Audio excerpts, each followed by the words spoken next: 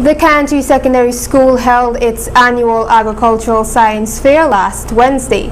Shanice Beckles reports. The Canje Secondary School on Wednesday, October 12, held its annual Agricultural Science Fair 2016 under the theme, Preserving a Younger Generation Through Education Awareness and Community Nutrition. The fair is an initiative in observance of Agriculture Month. The objective of the fair is to acquaint the students with the basic knowledge of what career areas in various agencies need in terms of skills. Students from schools in and around New Amsterdam were a part of the event. Guest speaker at the fair, Ms. Stacy Osborne, representative of the Agriculture Ministry, addressed the gathering. My thing is not about students having grades, because having grades without a skill or knowledge to do doesn't say anything. And that is why I was so much elated when I listened to Mr. Nanprasad's speech this morning, because he had much of what I wanted to say. So my little piece this morning is going to be based on teaching through practical means and with practical means. I have observed there are organizations and agencies and corporations and industries and the army and the ministries and so are present here. And in all these areas, if we look carefully, we will see that these are careers for the future for our students that are in school. Ms. Osborne noted that a different approach needs to be taken in order to ensure that students are not only academically inclined, but also practically.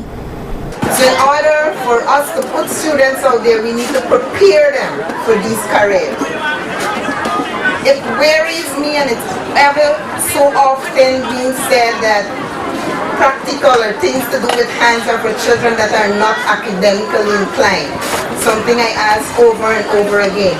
What do you mean by not academically inclined? I am a science-based and agriculture-based, and I dare to think anybody will think that I am not academically inclined. So my talk today are going to be totally focused on teachers and students. So you could think, not just think, but allow you the thinking to make you behave differently and perform differently. I was also a judge this year for the National Science Fair and the Georgetown Science Fair, and two things struck me from two separate schools. From Region 6 they had the Burbis High School, and from Georgetown they had Queens College. And both of these schools came up with one thing, a classroom that's supposed to be used now. And the classroom wasn't a chalkboard or a stick of chalk. The classroom was something that they want to be different, where people are not just taught in the classroom but outside too. She further said, the reason which they wanted to let people know that you have to incorporate more practical in your teaching than come into the classroom and teach you with chalk and a chalkboard. Are you there to tell me that the people at QC are not academically inclined because they're asking for that? We need to think and think again. What is meant by practical learning?